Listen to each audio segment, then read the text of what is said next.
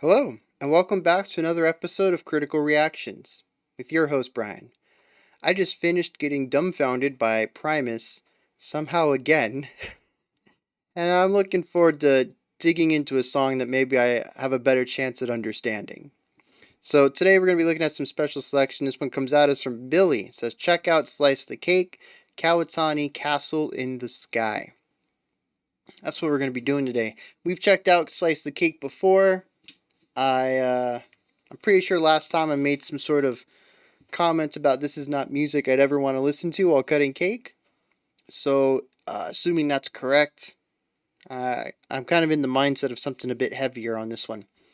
So let's dive into this and see what's up.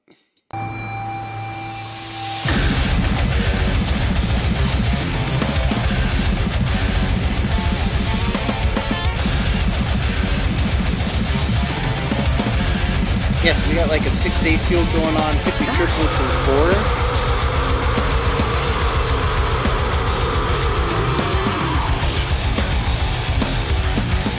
4. Really interesting rhythmic accentuation pattern.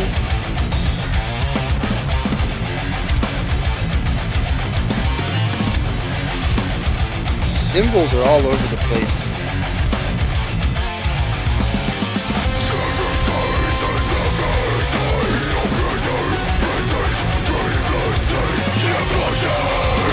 Cymbals are doing some sort of dotted quarter note thing.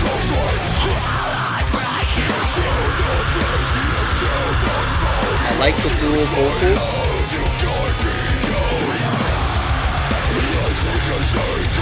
We got a guitar hand left, which is kind of doing its own thing.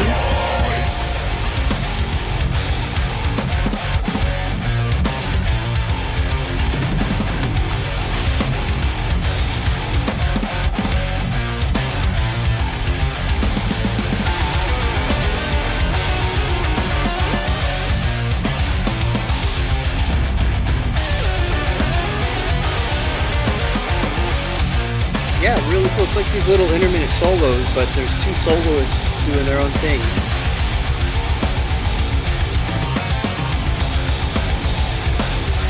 We've changed the accent. We were on the backbeat, I think, there.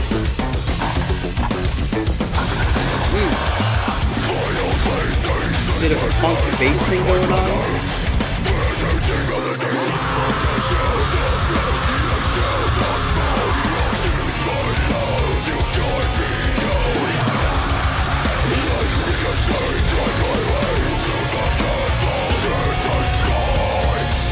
Yeah, we have this strong 6 against 4 idea.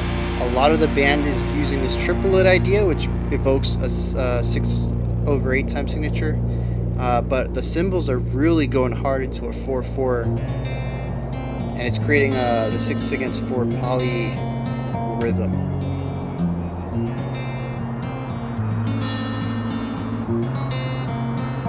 Which, yeah, I mentioned dotted quarters earlier. It would be technically dotted 8s. But yeah, 4 dotted 8s would fit inside of a 6/8 bar. You get 4 beats then. So yeah.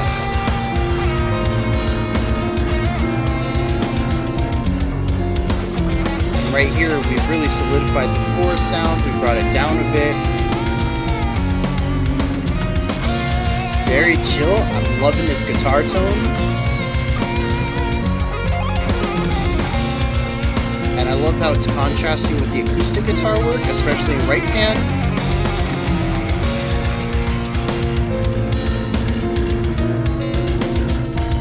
It almost sounds chaotic with the 2 acoustic guitars. Maybe even a piano's in there. There's a lot of stuff going on melody-wise. Yeah, there's a piano. But it kind of fits together rather well. I'm not sure how. It's very busy.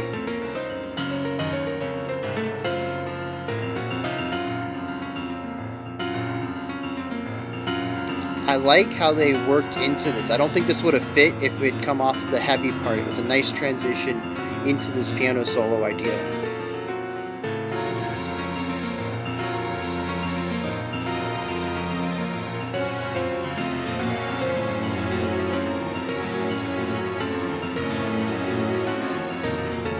I got like a 5/8 off of the piano right now, but without any other instruments to really hone in, I don't know if we've shifted to 5.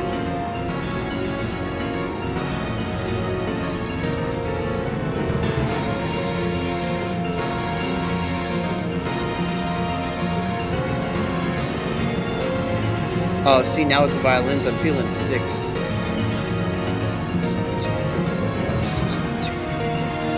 Yeah.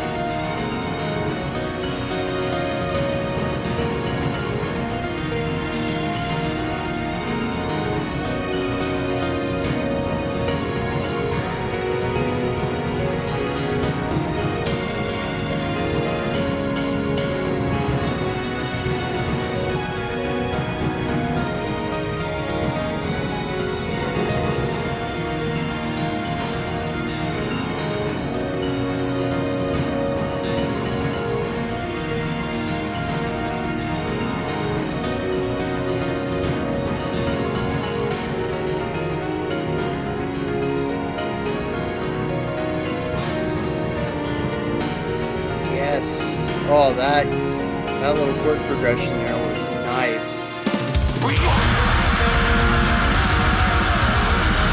And see this, it's a very sharp turn, but pulling the piano melody into the lead guitar really helps tie the two ideas together in a way that is necessary for it to feel cohesive. And the piano's still present too as well, so that helps.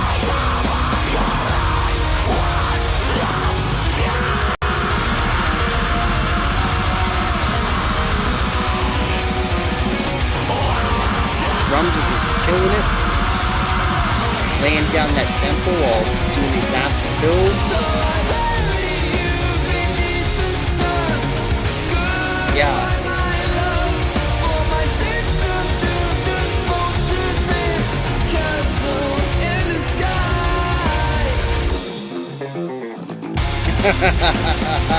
Yeah.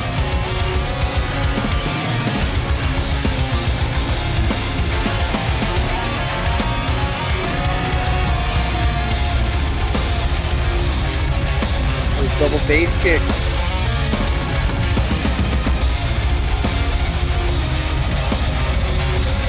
We got the violins way back.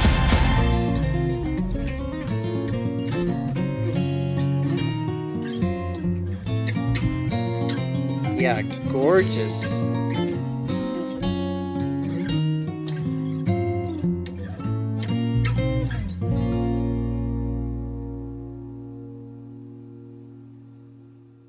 Whew, yeah. I can get behind that song. I don't remember the other Slice the Cake really wowing me like that, but this makes me want to dig into their stuff. It's called Other Slices, the album. I'm wondering if this is some B-side stuff.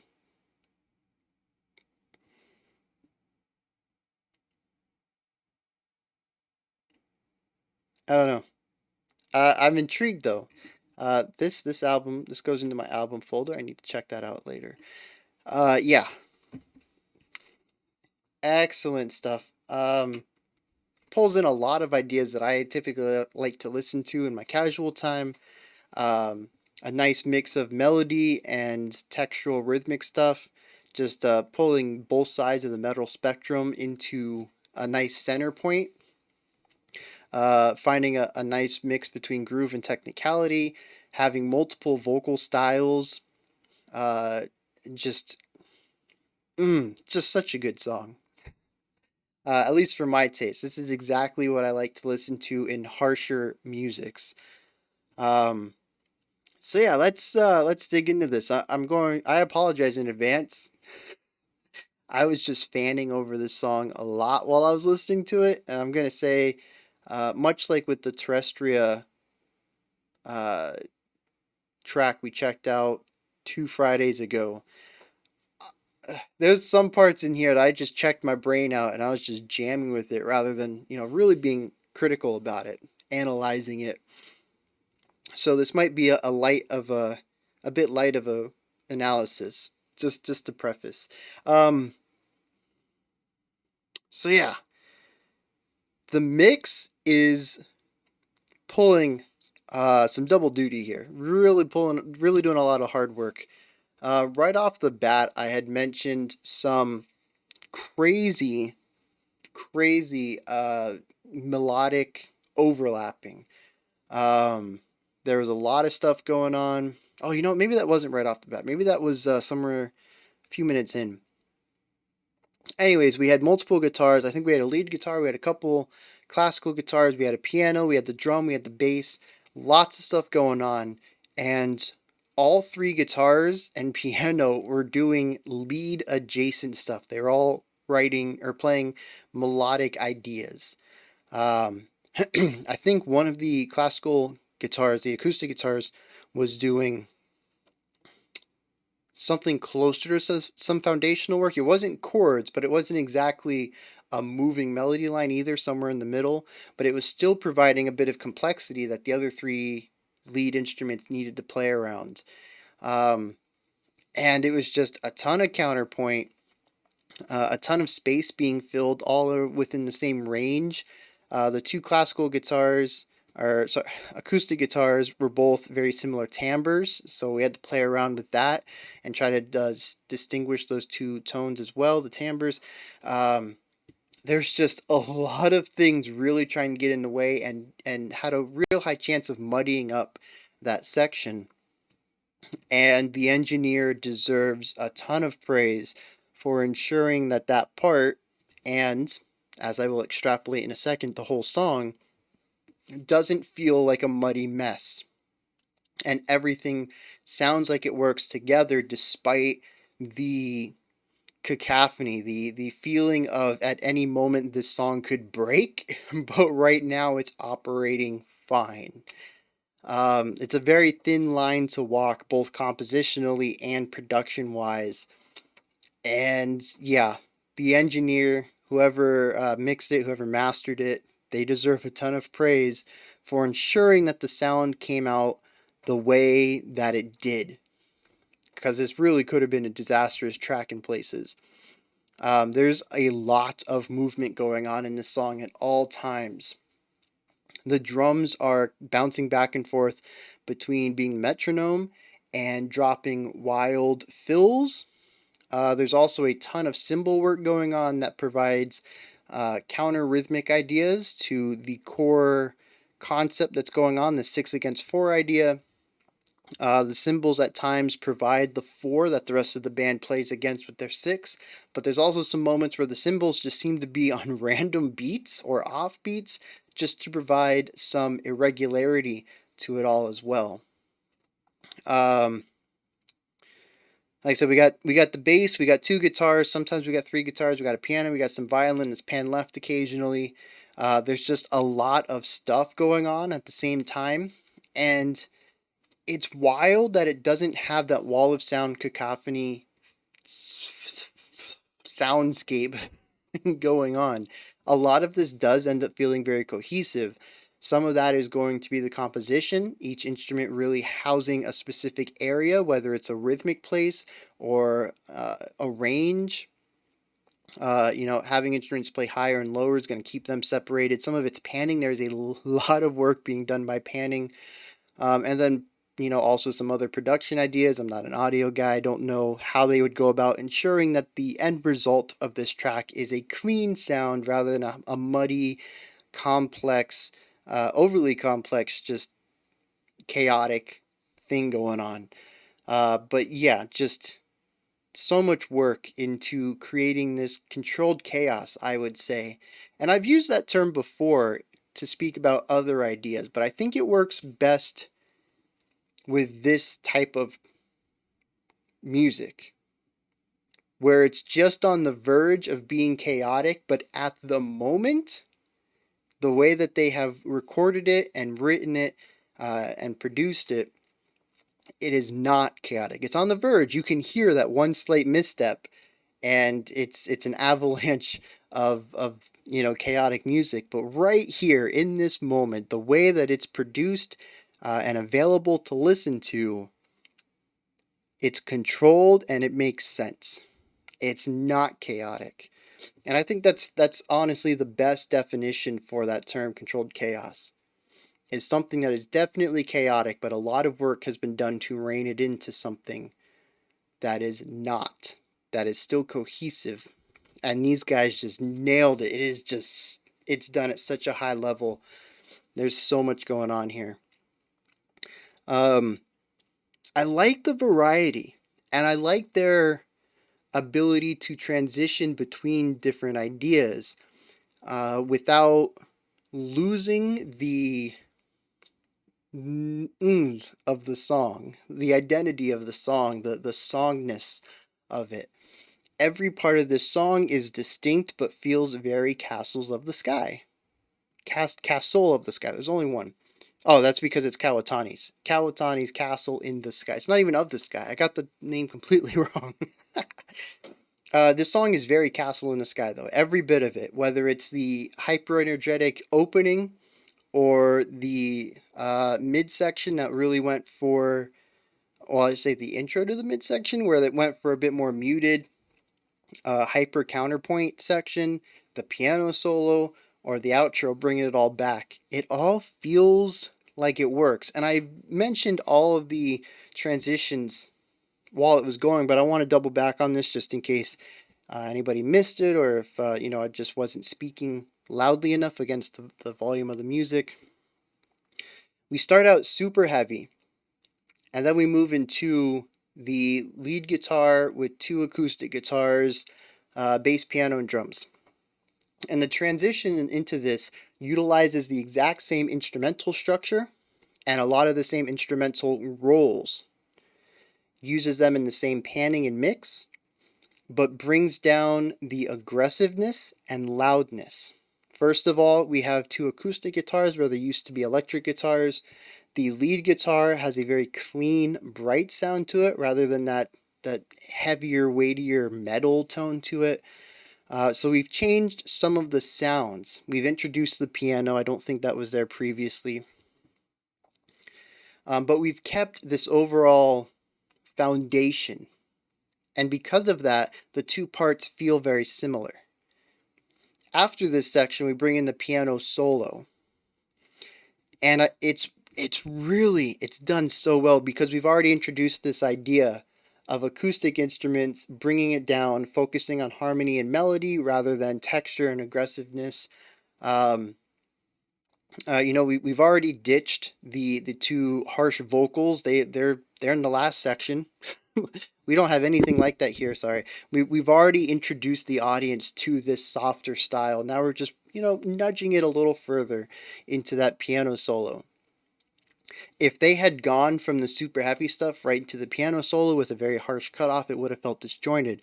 But they found a way to utilize elements from the previous section in a middle section, sort of a transitory idea. And that transitory idea itself is what's going to help transition into the piano solo. Coming out of the piano solo back into it, this is what I was talking about, running something super soft and quiet right up against something harsh and loud and chaotic and fast and metal. There's a lot of metal going on at the end there. But it's still beautiful. They continue to use the piano in the background, but also push the melody from the piano solo into the lead electric guitar. And it allows this continuation of the idea wrapped up inside of a new concept. And it is just, I think it even used a fade in. And I think that is one, I don't remember. Oh man, I'm like 90% certain they used a fade in. It was a quick fade in, maybe like a 1 beat, 2 beat fade in, just a little bit to ease the listener in, not a gradual one over, seconds or minutes or anything like that. Fantastic way to ease the listener back into where they were without using another transitory section, while also showcasing an element that we were using in a new context, in a new tone, in a new timbre, and providing that cohesion between the piano solo and this outro section by saying, hey, we're still using this idea, we're just trying something new about it.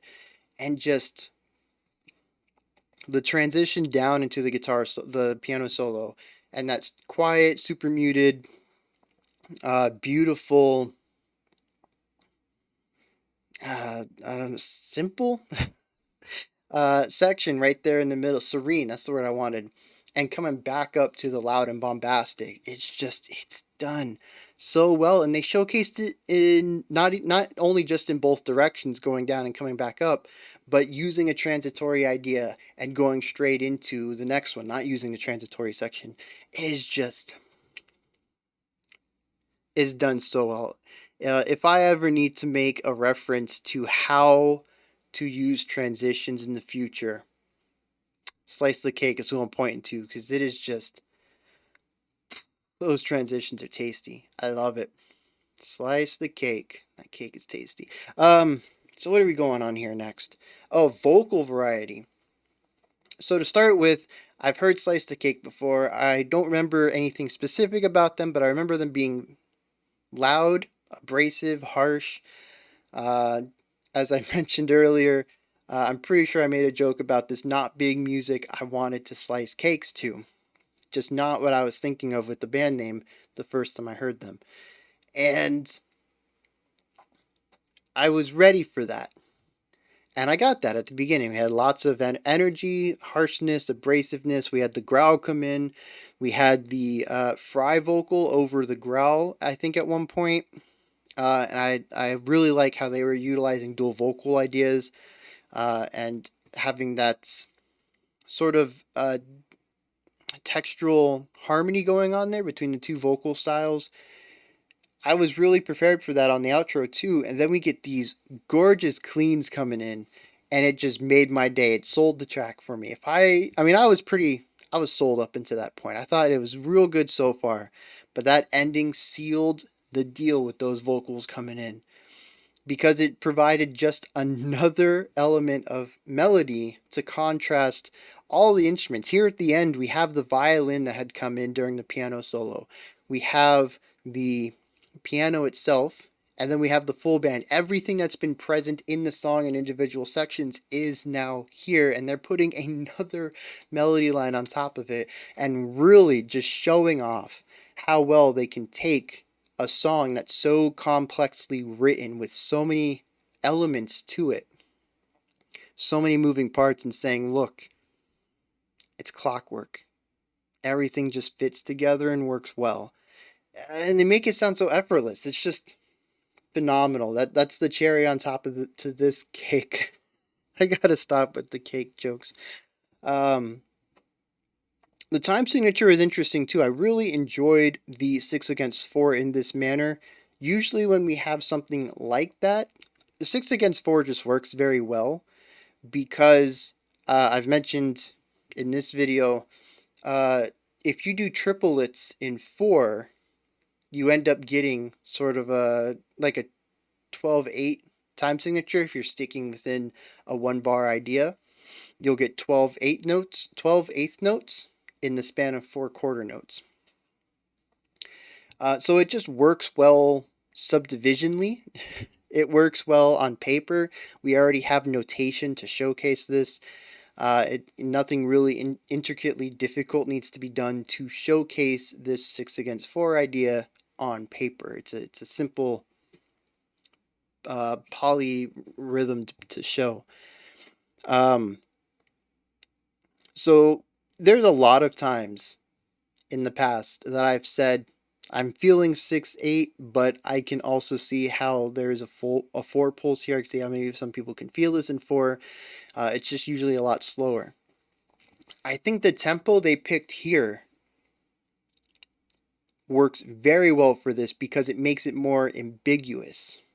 When you have more of a standard 6/8, which is more of a slower tempo, maybe like 100, 120, 130, your 4/4 is going to feel very slow. And here, both the 6/8 and the 4/4 feel like they're about standard tempos that I would count a song in. A normal speed song, subjectively. Not something that I feel is ridiculously fast. We're not talking Dragon Force or anything super slow like Doom Metal has. More of a standard run-of-the-mill song. I think the 4/4 tempo and the 6/8 tempo in here both fit in that yeah, I could see a song written in this tempo and that time signature. And I think that works very well at making it more ambiguous as whether it's 6 or 8. But there's also a lot of playfulness all throughout the song that never really signifies which one is the true time signature and which one's the polyrhythm. And I think that's another neat little trick, especially since even within the drummer itself, which is usually the home of the metronome, your drum kit is going to be what tells you your pulse, your time signature, your tempo. They're holding down everything rhythmically. Um, yeah, multiple limbs are doing different things. Sometimes the cymbals are doing 4, sometimes they're doing 6. Sometimes the snare's doing 4, sometimes the snare's doing 6. There's no real strong consistency there. I still feel the 6 because I don't know. I always feel 6. I think it has to do with that strong downbeat pulse on 1 and 4. The 1, 2, 3, 4, 5, 6. 1, 2, 3, 4, 5, 6 gives it kind of a waltz feel. Whereas 4 4 would have emphasis on every other note. So you'd have 1, 2, 3, 4, 5, 6. 1, 2, 3, 4, 5, 6. It's more of a straight feel. You can get that waltz feel in 4 4. You've really got to work to write it. And having the emphasized 1 and 4 in this song gives me that 6/8 feel. I would wager that that's the core. But no instrument, I would say, is really created in here to signify which one is which. They all kind of jump between all the different, or both of them. I also am a bit curious about the piano solo because for a moment there I felt it in 5 with a tempo shift. And once the violins came in, I felt it go back to 6. So I might have just been counting that wrong without having any other instrument there. When you have one instrument and that instrument doesn't do things rhythmically, like the piano was just kind of doing its own thing, and there's no other instrument to be sort of a landmark for it, it's very easy to make different time feels as a solo instrument. Unless you're purposely injecting rhythmic feels and pulses into your playing. Which, I mean, honestly is what happened here. There were some elements that gave me a 5 pulse, a 3 and then a 2, and then a 3 and then a 2. Rather than the 3 and 3 and 3 like the 6/8 does.